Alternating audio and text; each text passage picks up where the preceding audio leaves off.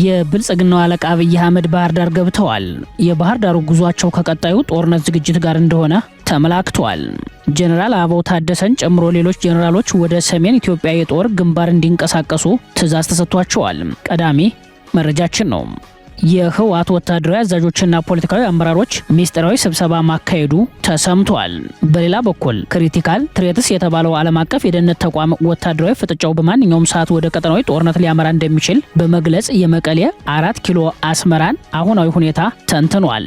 ባጫ ደበሌ ኤርትራ ትጠፋለች ሲሉ ያሰሙት ዛቻ ያገዛዙን የጦርነት ፖሊሲ ያመላከተ ነው ተብሏል። በዝርዝር ይደመጣል። የአዲስ አበባ ትኩሳት ዛሬም ግለቱን ጨምሯል። የብልጽግና የምክክር ጉባኤ ተሳታፊዎቹ አድማ መምታታቸውን ተከትሎ ጉባኤው በተያዘለት ጊዜ መጠናቀቅ እንዳልቻለ ሲታወቅም ተሳታፊዎች አድማ መምታታቸውን የኮሚሽኑ አመራር አረጋግጠዋል። መድረኩን ረግጠው የወጡ ተሳታፊዎች ደግሞ ዝርዝር የህግ ጥሰቶችን ይፋ አድርገዋል። ሌላኛው መረጃችን ነው። በሶማሊያ ማዕከላዊ መንግስትና በፑንትላንድ ራስ ገዝ መካከል አዲስ ወታደራዊ ግጭት ተቀስቅሷል። ከተማዋን ጨምሮ የጦር ካምፑ በፑንትላንድ ኃይሎች በቁጥጥር ስር ሲውል ከ100 በላይ ወታደራዊ መኮንኖችም ምርኮኛ መሆናቸው ታውቋል። በሌላ በኩል በቀይ ባህር አዲስ ጥቃት ተፈጽሟል። ለሰዓቱ የመረጥንላችሁ ቀጠናዊ ትንታኔያችን ነው። ሰላም ጤና ይስጥልን ውድ የጣና ቲቪ ተከታታይ ቤተሰቦቻችን አብራችሁን ስትቆዩ እነዚህና ሌሎች ዝርዝር መረጃዎችን ታደምጣላችሁ። አክብሮታዊ ግብዣችንን በማስቀደም ወደ ሰዓቱ ዜናና መረጃዎቻችን እናመራለን። የብልጽግናው አለቃ አብይ አህመድ ባህር ዳር ገብተዋል። የባህር ዳሩ ጉዟቸው ከቀጣዩ ጦርነት ዝግጅት ጋር እንደሆነ ተመላክቷል። የብልጽግናው አለቃ አብይ አህመድ ዛሬ ሐምሌ 30 ቀን ረፋድ ላይ ባህር ዳር ከተማ መግባታቸው ታውቋል። የአብይ የባህር ዳሩ ጉዞ ከቀጣዩ ጦርነት ዝግጅት ጋር እንደሆነ ተመላክቷል። ለሚዲያ ፍጆታ የልማት አጀንዳዎች ቢነሱም የብልጽግናው አለቃ ዋነኛ ጉዞ ከቀጣዩ የሰሜን ኢትዮጵያ ጦርነት ዝግጅት ጋር የተያያዘ እንደሆነ ተመላክቷል። አብይ ባህር ዳር ከመግባታቸው ቀደም ብሎ ለጸጥታና ደህንነት ጥበቃ የገባው አድቫንስ ሴኩሪቲ ከተባለው የደህንነት ጥበቃቸው በተጨማሪ የምስራቅ እዝና የደቡብ እዝ አሃዶች ባህር ዳር ከተማን ከበባ ውስጥ አስገብተው በመጠበቅ ላይ መሆናቸውን፣ ከተማዋም ከመደበኛ የህዝብ እንቅስቃሴዋ እንደተገደበች ማርፈዷን ሰምተናል። አብይ ቀጣዩን የሰሜን ጦርነት በተመለከተ በያዙት እቅድ በአማራ ክልል ያለውን ኃይል እንዲጠረነፍ ጀነራል ጌታቸው ጉዲናና ሌተናል ጀነራል መሐመድ ተሰማን መመደባቸውን ቀደም ሲል መዘገባችን ይታወሳል። ጀነራል አበባው ታደሰን ጨምሮ ሌሎች ጀነራሎች ወደ ሰሜን ኢትዮጵያ የብልጽግና ጦር ግንባር እንዲንቀሳቀሱ ትዕዛዝ የተሰጣቸው ሲሆን ለዘመቻው ሁሉም ክልሎች ኃይል እንዲያዋጡ ትዕዛዝ ተሰጥቷል። በወታደራዊ መረጃው ላይ እንደተመላከተው በኦሮሚያ ክልል በሁሉም ዞኖች በ10 ሺዎች የሚቆጠር ምንሻ በአስቸኳይ ዝግጁ እንዲሆን ትዕዛዝ ተሰጥቷል። በክልሉ የውጊያ ልምድ ያላቸው የምንሻ አባላት የመከላከያ መለዮ በመለበስም ከመከላከያ ሰራዊት ጋር ተቀናጅተው ወደ ሰሜን ኢትዮጵያ እንዲዘምቱ ተወስኗል። በተመሳሳይ በአማራ ክልል ከፖሊስ ከልዩ ኃይልና ከአድማ ብተና የተውጣጣ የተባለ በ10 ሺዎች የሚቆጠር ኃይል በሰሜን ኢትዮጵያ አዲስ ለሚፈጠረው ጦርነት ለዘመቻ እንዲዘጋጅ በክልሉ በሚገኙ የከፍተኛ ትምህርት ተቋማት ግቢ ተጠርንፎ ኦሪየንቴሽን እያጠናቀቀ መሆኑ ተሰምቷል። ከዚህ ቀደም የፌዴራል ፖሊስና የአዲስ አበባ ፖሊስ እንዲሁም የአፋርና የአማራ ክልል የፖሊስ አባላትን ለሀገራዊ ግዳጅ ራሳችሁን አዘጋጁ የሚል መመሪያ ተሰጥቶ እንደነበር የሚያስታውሱት የመረጃው ምንጮችም ለአሰብ ተዘጋጁ ከሚለው ቅስቀሳ ወደ መከላከል የክተት አዋጅ ማፈግፈጉን ገልጸዋል። ብልጽግና በሰሜን ኢትዮጵያ ከሚያደርገው የጦርነት ዝግጅት ጋር በተያያዘ ከመከላከያ ጋር ተቀናጅቶ የሚዘምት ኃይል እያሰባሰበ ያለው ከአማራና ኦሮሚያ ብቻ ሳይሆን ከሌሎች የኢትዮጵያ ክልሎችም ጭምር ነው። እስካሁን ኮታ ከተጣለባቸው ኦሮሚያና አማራ ክልል የተውጣጡ አዳዲስ ምንሻና ወታደራዊ ኃይል ወደ አዲሱ የሰሜን ኢትዮጵያ ግንባር እንዲንቀሳቀስ ታዟል።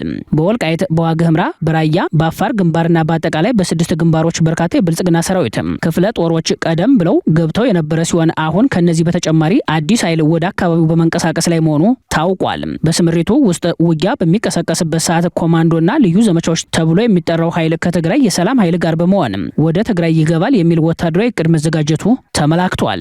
በሌላ በኩል በኮረም፣ በዛታ፣ በወፍላ፣ ባላማጣ በርካታ ቁጥር ያለው ምንሻ ስልጠና ወስዶ ከሰሞኑ ማጠናቀቁ ታውቋል። ይህን ተከትሎ ጀነራል አበባው ታደሰን ጨምሮ ሌሎች ከፍተኛ ወታደራዊ አዛዦች ወደ ግንባር እንዲንቀሳቀሱና በየግንባሩ ተገኝተው ሰራዊቱንና የግንባር አዛዦችን እንዲያነጋግሩ ትዕዛዝ ተሰጧቸዋል የተባለው የአብይ አህመድ የባህር ዳር የጉዞ ዓላማም ከዚሁ የግንባር ውጊያ ዝግጅት፣ የሰው ኃይል ስምሪትና የጥርነፋ ሁኔታ ጋር የተያያዘ እንደሆነ ተመላክቷል። የህወሓት ወታደራዊ አዛዦችና ፖለቲካዊ አመራሮች ሚስጥራዊ ስብሰባ አካሄዱ። በሌላ በኩል ክሪቲካል ትሬትስ የተባለ ዓለም አቀፍ የደህንነት ተቋም ወታደራዊ ፍጥጫው በማንኛውም ሰዓት ወደ ቀጠናዊ ጦርነት ሊያመራ እንደሚችል በመግለጽ የመቀሌ 4 ኪሎ አስመራን አሁናዊ ሁኔታ ተንትኗል። የህወሓት የደህንነት ወታደራዊ የፖለቲካ አዛዦች በመቀሌ ከተማ ልዩ ስሙ ዳግም አምሳል በተባለ ስፍራ አስቸኳይ ሚስጥራዊ ስብሰባ ማድረጋቸው ተሰምቷል። ሚስጥራዊ ስብሰባው አሁናዊ ወታደራዊ፣ ፖለቲካዊ፣ ዲፕሎማሲያዊ ውጥረትን የተመለከተ ሲሆን በተለይም በሸረሪና ቀጠና በነበረው ውጊያና በራያ ግንባር ከቀጠለው ወታደራዊ ፍጥጫ ጋር የተያያዙ ጉዳዮችን የዳሰሰ ነው ተብሏል። በመቀሌው አስቸኳይ ሚስጥራዊ ስብሰባ ላይ ከተገኙት ወታደራዊ አዛዦች መካከል ፍስሐ ማንጁስ፣ ጀነራል ኃይለ ሥላሴ፣ ጀነራል ዮሐንስ ማሾ በየነ፣ ጀነራል ምግበ ኃይሌና አጠቃላይ የህወሓት ዋና ዋና ወታደራዊ አዛዦች ሲገኙ ከፖለቲካ አመራሮቹ በኩል ደግሞ ሊቀመንበሩ ደብረጽዮን ገብረ ሚካኤል፣ ፈትለወርቅ ገብረ እግዚአብሔርና ጌታቸው አሰፋ መሳተፋቸው በመረጃው ላይ ተመላክተዋል። በዚህ ጥብቅ በተባለ ስብሰባ የተነሱ ዝርዝር ጉዳዮች ባይታወቁም የሸረሪና ውጊያ ውጤትና ቀጣይ የግንባር ውጊያዎችን በተመለከተ የግምገማ ነጥቦች ሊነሱ እንደሚችል ተገምቷል። በተለይም አመራሮቹ በአንድ ጊዜ በአንድ ቦታ መሰብሰባቸው ለጥብቅ ወታደራዊና ፖለቲካዊ ውሳኔ ሊሆን እንደሚችል የጉዳዩ ተከታታዮች ይገልጻሉ። ይህ በእንዲህ እንዳለ ክሪቲካል ትሬትስ የተባለ ዓለም አቀፍ የደህንነት ተቋም አሁን ላይ የተጠናከረው የሰሜኑ ወታደራዊ ፍጥጫ በማንኛውም ሰዓት ወደ አውዳሚ ቀጠናዊ ጦርነት ሊያመራ እንደሚችል በአዲሱ ትንተናው አመላክተዋል። ተቋሙ የህወሓትና የኤርትራ ጀኔራሎችን ወታደራዊ እንቅስቃሴና ሰሞነኛውን የህወሓትና የፌዴራል መንግስትን ከባድ ውጊያ በተመለከተ ከመሰረቱ በመተንተን ስጋቱን አጋርቷል። የደህንነት ተቋሙ የኤርትራ ጀኔራሎች በድንገት ወደ ትግራይ ስለገቡበት ክስተትም ተንትኗል። ባለፈው በሸረሪና ቀጠና ህወሓትና መከላከያ ሰራዊት ሲዋጉ መከላከያ የህወሓት ታጣቂዎች ቀጥተኛ የመሬት የበላይነት እንዳያገኙ በማድረግ ወታደራዊ ብልጫ ማግኘቱን የደህንነት ተቋሙ የክትትል መረጃ አመላክቷል። ከሸረሪናው ውጊያ በኋላ ተጨማሪ የፊት ለፊት የጦርነት ግጭቶች ባይመዘገቡም ሁለቱ ኃይሎች የያዙትን ከፍተኛ የጦርነት ዝግጁነት ለማርገብም ሆነ ወደ ሰላማዊ ውይይት ለመመለስ ምንም አይነት ፍንጭ አለማሳየታቸውንና ተጨማሪ ወታደራዊ ዝግጅታቸውን ማጠናከራቸውን ክሪቲካል ትሬትስ የተባለው የደህንነት ተቋም ባወጣው ትንተና ላይ ተመላክተዋል። የተቋሙ የመረጃ ክትትልና ትንተና ቀጣዩን የጦርነት ገጽታ አመላካች ሆኗል። ሰሞነኛው ውጊያና ከዛ ቀጥሎ በተጨባጭ በመሬት ላይ ያለው ወታደራዊ ፍጥጫ በማንኛውም ሰዓት ወደ ሰፊና አውዳሚ ቀጠናዊ ጦርነት ሊያመራ የሚችልበትን እድል በከፍተኛ ሁኔታ ከፍ አድርጎታል ሲል ነው በስጋት ትንተናው ያመላክተው። በዕለቱ የነበረውን ውጊያ ተከትሎ በሱዳን ይንቀሳቀሱ የነበሩ የህወሓት የጦር ክፍሎች በጥቃቱ ላይ ከተሳተፉ በኋላ ወደ ሱዳን ለማፈግፈግ ተገደዋል። ከዚያም በኋላ አስቸኳይ ወታደራዊ ግምገማ ያደረገው ህወሓትም ለቀጣይ ጦርነት ዝግጁ መሆኑን በመግለጽ የራሱን ወታደሮች የኮሙኒኬሽን መገናኛዎች አግዷል። ከሸረሪና ውጊያ በኋላ በሌላ አቅጣጫ በራያና አፋር ግንባር ህወሓት አዳዲስ ተዋጊ ኃይሎችን የማሰባሰብና የንቅናቄ ስራዎችን በስፋት ሲያከናውን፣ በተመሳሳይ ብልጽግና በዚሁ ቀጠና ሰፊ ወታደራዊ ስምሪት ማድረጉ በሪፖርቱ ላይ ተመላክቷል። አሁን ላይ ከብልጽግናው አገዛዝ ጋር በከፍተኛ ውጥረት ውስጥ የሚገኘውና ከህወሓት ጋር አዲስ ስትራቴጂካዊ ወታደራዊ ግንኙነት የፈጠረው የኤርትራ መንግስት ለህወሓት ይፋዊ ድጋፍ ለማሳየት ከፍተኛ የጦር መኮንኖቹንና ወታደራዊ ባለስልጣናቱን ወደ ትግራይ መላኩን ሪፖርቱ በስጋት ተመልክቶታል። የህወሓትና የኤርትራ ጀኔራሎች የጋራ እንቅስቃሴ ከፌዴራል መንግስት ወታደራዊ ዝግጅት ጋር ሲያያዝ በቀጣይ ቀጠናዊ ጦርነት ያሰጋል ያለው የደህንነት ተቋሙ ወታደራዊ ውጥረቱን በሰፊው ዳሷል። በህወሓት በኩል ያለው ወታደራዊ እንቅስቃሴ የኤርትራ ጦርን ያካተተ መሆኑ ውጊያው በሚቀሰቀስበት ቅጽበት አየር ኃይልን ጨምሮ መጠነ ሰፊ ኃይል የሚሰማራበት እንደሚሆን፣ ጦርነቱም ድንበር ተሻጋሪ መሆኑ አይቀሬ ነው የሚለው እምነት ብዙዎች የሚጋሩት ሆኗል። ኢንተርናሽናል ክራይሲስ ግሩፕን ጨምሮ በርካታ ዓለም አቀፍ ተቋማትና ሚዲያዎች በኢትዮጵያና ኤርትራ መካከል ያለው ወታደራዊ ፍጥጫ በማንኛውም ሰዓትና ሁኔታ ወደ ግጭት ሊያመራ እንደሚችል የስጋት ትንተናቸውን በስፋት ማቅረባቸው ይታወሳል። በአዲስ አበባ አስመራና መቀሌ መካከል የእርስ በርስ አለመተማመን መኖሩን አንዱ ሌላኛውን ለማጥፋት ይሰራል የሚለው ድምዳሜ ዓለም አቀፍ ማህበረሰብ የጋራ ግንዛቤ የያዘበት ጉዳይ ሆኗል። በተያያዘ መረጃ የምርኮ ታሪክ ባለቤቱ ጀነራል ባጫ ደበሌ ጦርነቱ ከተጀመረ የኤርትራ መንግስት ያበቃለታል ሲሉ ተሰምተዋል። ጀነራሉ ከቢቢሲ ጋር ያደረጉት ቃለ ምልልስ አነጋጋሪ ሆኖ ቀጥሏል። ጀነራል ባጫ ጦርነቱ አንድ ጊዜ ከተነሳ በኋላ የኤርትራ መንግስት የሚባል ነገር አይኖርም፣ በቀጠናው ጦርነት ከተነሳ በርካታ ሁኔታዎች የሚቀያየሩ ይሆናል በማለት የጦርነት ቅስቀሳውን አቀጣጥለዋል። ዋንስ ጦርነቱ ከተነሳ በኋላ የኤርትራ መንግስት የሚባል አይኖርም። ይሄን መታወቅ አለበት። ሶ ጂኦግራፊውም ይቀየራል። ፎር ዛት ማተር መንግስቶች ይቀየራሉ፣ ጂኦግራፊውም ይቀየራል። ዝም ብሎ አይነት አይደለም፣ በቀጠናው ማለት ነው። ለምሳሌ ያክል በኢትዮጵያና በኤርትራ መካከል ያለ ዲማርኬሽን የለም እኮ። እሱም ራሱ ሌላ ችግር ይፈጥራል። በኋላ ሌላ ችግር ይፈጥራል። ይሄ ይያዛል። የኤርትራ መንግስት አይኖርም። የኤርትራ መንግስት በማይኖርበት ጊዜ ምንድነው ሊመጣ የሚችል? አይኖርም። አዎ አይኖርም። በራሱ ይጠፋል። አይኖርም።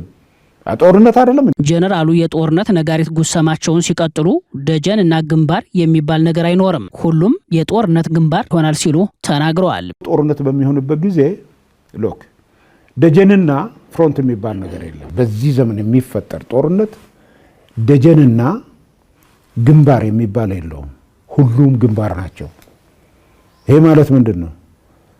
አስመራና በባድመ አካባቢ ያለው ግንባር አስመራ ደጀን ሆኖ ባድመ ግንባር ሊሆን አይችልም። ሁለቱም ግንባር ናቸው።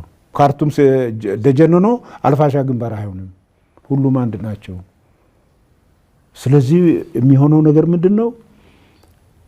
መንግስታትም ይቀያየራሉ። ጂኦግራፊም የሆነ ያን የሚፈጠር ነገር ይኖራል። አሁን ይሄ እዚህ ይሆናል፣ ይሄ እዚህ ይሆናል ብዬ ያን ማድረግ አይችልም። ነገር ግን ሪዛልቱ ባጫ በአስመራና በባድመ መካከል ደጀንና ግንባር የሚባል ልዩነት የለም ሲሉ የተናገሩት ንግግር በተመሳሳይ ሁኔታ ባላማጣና አዲስ አበባ መካከል ደጀንና ግንባር የሚባል ልዩነት እንደሌለ ግልጽ ቢሆንም ይህን እውነት አምኖ መቀበል ቸግሯቸዋል።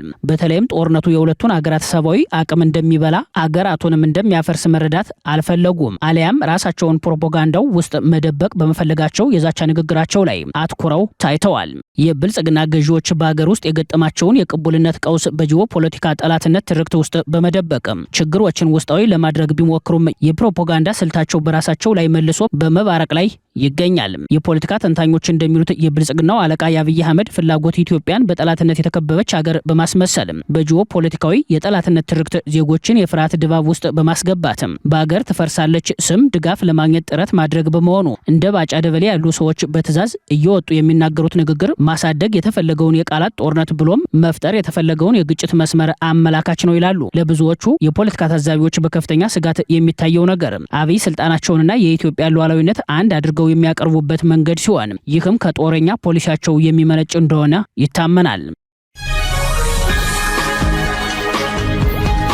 የብልጽግና የምክክር ጉባኤ ተሳታፊዎቹ አድማ መምታታቸውን ተከትሎ ጉባኤው በተያያዘለት ጊዜ መጠናቀቅ እንዳልቻለ ታወቀ። ተሳታፊዎች አድማ መምታታቸውን የኮሚሽኑ አመራር ሲያረጋግጡ መድረኩን ረግጠው የወጡ ተሳታፊዎች ደግሞ ዝርዝር የህግ ጥሰቶችን ይፋ አድርገዋል። የብልጽግና የምክክር ጉባኤ በተሳታፊዎቹ አድማ ችግር ውስጥ መግባቱ ገሃድ ወጥቷል። ይህን ተከትሎ ጉባኤው በተያያዘለት የጊዜ ገደብ መጠናቀቅ እንደማይችል ታውቋል።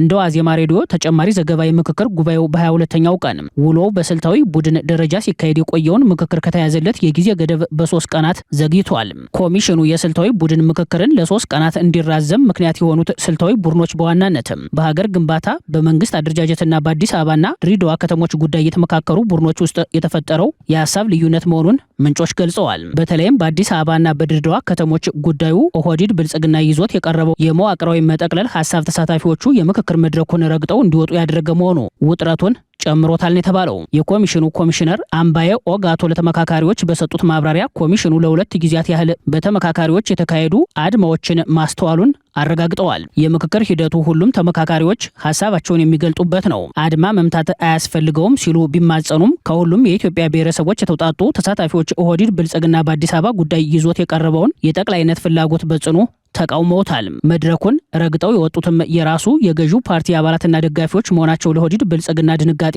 ፈጥሮበታል ነው የተባለው። ከዚሁ ጋር በተያያዘ በትላንትናው ዕለት የምክክር መድረኩን ረግጠው የወጡ ተሳታፊዎችም ያቀረቡት ቅሬታ በዝርዝር አስረድተዋል። ቅሬታ አቅራቢዎቹ ለጣና በላኩት ማብራሪያ ላይ እንደተመላከተው የምክክር ሂደት ህጋዊነት፣ ገለልተኛነት፣ አካታችነት እና ፍትሐዊነት አይታይበትም ብለዋል። ይልቁንም በአንድ ቡድን የበላይነት ሀሳቦች በደህንነት መዋቅሩ ጥር ነፋ ስልታዊ አጀንዳዎችን ለማስፈጸም የሚሰራበት የፖለቲካ ተውኔት መድረክ ሆኗል ነው ያሉት። ተሳታፊዎቹ ያቀረቡት ዝርዝር ሀሳብ 12 ዋና ዋና ነጥቦችን የያዘ ሲሆን ዋናው አቤቱታቸው የምክክር ሂደቱ ከተፈጥሮ ዓላማ ወጥቶ በፖለቲካ ተጽዕኖ እየተመራ መሆኑን ያመላክታል። በመግለጫው መሰረት ተሳታፊዎቹ ሂደቱ በተደራጀ መንገድ የተቀረጸና ቀድሞ የተወሰነ ውጤት ለማጽደቅ የተዘጋጀ መድረክ ሆኗል ሲሉ ይከራከራሉ። በተጨማሪም በህግ የተደነገጉ የአካታችነት፣ የገለልተኝነት እና የጋራ መግባባት መርሆች በተግባር እንዳልተከበሩ ይገልጻሉ። ከተነሱት ጉዳዮች መካከል የውክልና ጉዳይ በተለይ ትኩረት የሳበ ነው። ተሳታፊዎቹ በተለይ የአማራ ህዝብ እውነተኛ ውክልና ተዳክሞ እንደቀረበ፣ የተለያዩ ቡድኖች በብዛት በመሳተፍ የህዝቡ ድምፅ እንዲቀነስ መደረጉን ገልጸዋል። እንዲሁም አማራ ተብሎ ከተከለለው ክልል ውጭ የሚኖረው እጅግ በርካታ የአማራ ህዝብ ድምፅ እንዳልተካተተ በከፍተኛ ቅሬታ ደረጃ አቅርበዋል። ሌላኛው የተነሳው ጉዳይ የሂደቱ ገለልተኝነት ሲሆን ቅሬታ አቅራቢዎቹ ኮሚሽኑ የመደባቸው ኤክስፐርቶች እና አወያዮች በሙያዊ ብቃትና በፖለቲካ ገለልተኝነት ላይ ጥያቄ እንዳለባቸው ገልጸዋል። ተሳታፊዎቹ አንዳንድ አወያዮች የተለያዩ ሀሳቦችን በእኩልነት ከማስተናገድ ይልቅም ወደ ኦህዴድ ብልጽግና የፖለቲካ አቅጣጫ ያደሉ ነበር ብለዋል። በተጨማሪም በምክክር አዳራሾች ውስጥ የጸጥታና ደህንነት አካላት መኖራቸው ተሳታፊዎች ሀሳባቸውን በነጻነት እንዳይገልጹ የፍርሃት አየር ፈጥሯል የሚል ቅሬታ ቀርቧል። በተመሳሳይ ሁኔታ የውይይት አጀንዳዎች አወቃቀር ወደ ኦህዴድ የፖለቲካ ፍላጎት ያዘነበለ እንደነበርና የተወሰኑ ተሳታፊዎች ሀሳባቸውን ለመግለጽ ችግር እንደገጠማቸው ተመላክተዋል። ተሳታፊዎቹ በመጨረሻ ሂደቱ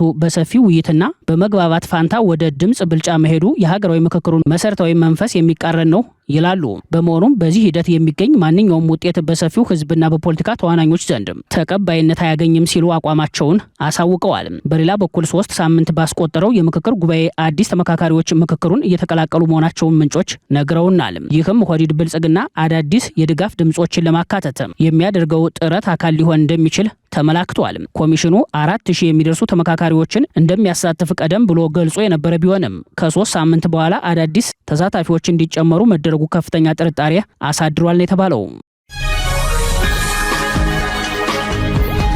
21 የአሜሪካ ሴናተሮች የብልጽግና ጦር አጋር የተባበሩት አረብ ኤሚሬቶች ለሱዳን ፈጥኖ ድራሽ ኃይሎች የሚያደርጉትን የጦር መሳሪያ ድጋፍ እንዲያቆሙ ማርኮ ሩቢዮን ጠየቁ።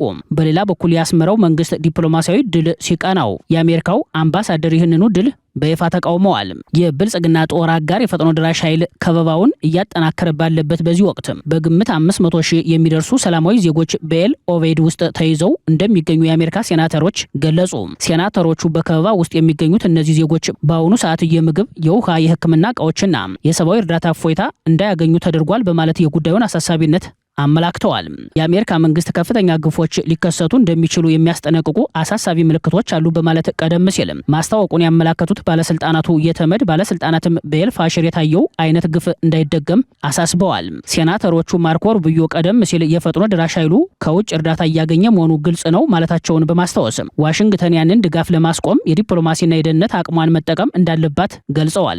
ቃላት ብቻውን በቂ አይደሉም ሲሉ የጻፉት ህግ አውጪዎቹ አስተዳደሩ በኤል ኦቬድ የጅምላ ጭፍጨፋዎችን ለመከላከል የሱዳንን ጦርነት ለማቆም እንዲረዳና ከይፋዊ መግለጫዎች ባለፈ እየተወሰዱ ያሉ እርምጃዎችን ለኮንግረስ እንዲያሳውቅ አሳስበዋል። ይህ በእንዲህ እንዳለ ያስመረው መንግስት በተመድ ያልተጠበቀ ዲፕሎማሲያዊ ድል ሲቀናው የአሜሪካው አምባሳደር ይህንኑ ድል ተቃውመዋል። የተባበሩት መንግስታት ድርጅት የሰብአዊ መብቶች ምክር ቤት ፕሬዚዳንት ሲዲ ሃርቶ ሲሪዮዲፕሮ ኦገስት 3 ቀን በጻፉት ይፋዊ ደብዳቤ በጄኔቫ የኤርትራ ቋሚ መልእክተኛ በሆኑት አቶ ሀብቶም ዘራይ ግርማይ የሚመራው የኤርትራ ልዑክ የ2026 ማህበራዊ ፎረም ሊቀመንበርና ሪፖርተር ሆኖ መሾሙን ይፋ አድርገዋል። ይህ ፎረም በቀጣዩ ጥቅምት ወር መጨረሻ ላይ በሚካሄደው ስብሰባ በዓለም አቀፍ ትብብርና የእያንዳንዱን ሰው የአካልና የአእምሮ ጤና መብት በማስከበር ዙሪያ ላይ የሚመክር ቢሆንም ይህ የተመድ ውሳኔ በርካታ ታዋቂ ዓለም አቀፍ ተቋማትና ዲፕሎማቶች ያስመራውን መንግስት ተቃውመዋል። በቋሚነት የኢሳያስን መንግስት በመቃወም የሚታወቁት የቀድሞው የአሜሪካ የአፍሪካ ጉዳዮች ረዳት ሚኒስተር አምባሳደር ቲቦር ናጊ በኤክስ ማህበራዊ ገጻቸው ባስተላለፉት መልእክት መጀመሪያ ዜናውን ስመለከት ቀልድ መስሎኝ ነበር። ኤርትራን የሰብአዊ መብት ምክር ቤት ፎረም ሰብሳቢ ማድረግ ቀበሮን የዶሮ ቤት ጠባቂ አድርጎ ከመሾም ጋር አቻ ነው ሲሉ ውሳኔውን በቀዳሚነት ከተቃወሙት መካከል አንዱ ሆነዋል። አምባሳደሩ አክለውም የተባበሩት መንግስታት ድርጅት ተቋማት በዓለም አቀፍ ደረጃ ያላቸው አመኔታና ተአማኒነት ከቀን ወደ ቀን እየጠፋና እየወደቀ መምጣቱ አሁን ላይ ለማንም የማይነገር አስገራሚ ክስተት መሆኑን ከሰዋል። የኤርትራ በተመድ መመረጥ ለፕሬዝዳንት ኢሳያስ አፈወርቂ መንግስት ትልቅ ዲፕሎማሲያዊ ድል ተደርጎ ተወስዷል። በሶማሊያ ማዕከላዊ መንግስትና በፑንትላንድ ራስ ገዝ መካከል አዲስ ወታደራዊ ግጭት ተቀሰቀሰ። ከተማዋን ጨምሮ የጦር ካምፑ በፑንትላንድ ኃይሎች ቁጥጥር ስር ሲውልም ከ100 በላይ ወታደራዊ መኮንኖችም ምርኮኛ መሆናቸው ታውቋል። በፑንትላንድና በሶማሊያ ፌዴራል መንግስት መካከል በተካሄደ ግጭት የፑንትላንድ ኃይሎች የፌዴራል መንግስቱን የጦር ካምፕ መቆጣጠራቸውን ገለጹ። ከ101 በላይ ወታደራዊ መኮንኖችንም ማርከዋል። በኦፕሬሽኑ የቡድኑ ዋና አዛዥና ምክትሉ እንዲሁም የሶማሊያ ፖሊስ የመርጃ ክፍል ተይዘዋል። የሶማሊያ ከፊል ራስ ገዝ አስተዳደር የሆነችው ፑንትላንድና በፌዴራል መንግስቱ መካከል ያለው ውጥረት እንደገና ባንሰራራበት በዚህ ወቅት የፑንትላንድ ታጣቂ ኃይሎች ትላንት በጋልካዮ በሚገኘው የፌዴራል መንግስት ጦር ላይ ጥቃት ከሰነዘሩ በኋላ በቦሳሶ የሚገኘውን በፌዴራል መንግስቱ የተቋቋመ የፑንትላንድ ደህንነት ኃይል የጦር ካምፕ መቆጣጠራቸውን ገለጹ። የፑንትላንድ ፕሬዚዳንት ሳይድ አብዱላሂ ደኒ ሮብ ዕለት በክልሉ መዲና ጋሮይ በሰጡት ጋዜጣዊ መግለጫ በጋልካዮ የተካሄደው ጥቃት በፑንትላንድ መንግስት ላይ ተቃውሞ በሚያነሱ አካላት ላይ ግልጽ መልእክት ለማስተላለፍ ታስቦ የተካሄደ የታቀደ የደህንነት እርምጃ ነው ብለዋል። ሮብ ዕለት የተካሄደው ይህ ግጭት በከባድ መሳሪያዎች የታገዘ የተኩስ ልውውጥ የተደረገበት ሲሆን የሲቪሎችን መፈናቀልና የሰው ህይወት ጉዳት ማድረሱ ተዘግቧል። ይህ በእንዲህ እንዳለ የኢራን አጋር የሆኑት የየመን ሁቲዎች አዲስ ጥቃት መሰንዘራቸው ተሰምቷል። የሳውዲ አረቢያ መርከብ በቀይ ባህር መስመር ሲያልፍ ማየት አንፈልግም ያሉት የየመን ሁቲዎች ሳውዲን ጭንቅ ውስጥ የከተቱ ሲሆን ሳውዲም ኤርትራን፣ ሱዳንን፣ ሶማሊያን፣ ግብፅንና ጅቡቲን ጨምሮ አብረን በመሰብሰብ ጥቃቱን እንመክት በማለት የንደራጅ ጥሪ አቅርባም ነበር። በዚህም ጥሪው የደረሳቸው ሀገራት እሽታቸውን ገልጸው ቀይ ባህርን በጋራ የሚጠብቁበትን መንገድ በቅጡ መልክ ሳያስይዙ የየመን ሁቲዎች ሳውዲ ላይ ድንገተኛ የሚሳኤል ጥቃት ሰንዝረዋል። የአናዶሉ የዜና ወኪል ዘገባ እንዳመላከተው ዋፍ የተባለች የሳውዲ የነዳጅ ማጓጓዣ መርከብ የየመን ሁቲዎቹ ጥቃት ሰለባ ሆናለች። በመርከቧ ላይ ጥቃቱ መድረሱም የተገለጸው በበርካታ ባሊስቲክ ሚሳኤሎች ነውም ተብሏል። በሰሜን ቀይ ባህር ያቡ በተባለ የባህር ዳርቻ ላይ የተሰነዘረ ተከታታይነት ያለው የሚሳኤል ጥቃት ነው። የየመን ሁቲ ቃል አቀባይ ጥቃቱን ተከትሎ በሰጠው መረጃ በሳውዲ የነዳጅ መርከብ ላይ የተካሄደው የሚሳኤል ድብደባ በሀገሪቱ የቀይ ባህር መርከቦች ላይ ከጣልነው የጉዞ እገዳ ጋር የተያያዘ ነው ሲል አስታውቋል። ክቡራትና ክቡራን ቤተሰቦቻችን ለሰዓቱ የሰናዱት መረጃዎቻችን የተከታተላችኋቸውን ይመስሉ ነበር። አብራችሁን ስለቆያችሁ ልባዊ ምስጋናችን ይድረሳችሁ እያልን የጣና ቲቪ ወቅታዊ ዜናዎች፣ ትንታኔዎችና ልዩ ልዩ ፕሮግራሞች እንደርሷችሁ ቻናላችንን ሰብስክራይብ በማድረግ ቤተሰብ ይሁኑ። በተሳትፎ ሚዲያውን እንዲያጠናክሩ ጥሪያችንን እናቀርባለን። ጣና ቲቪ ከሀቅ ጋር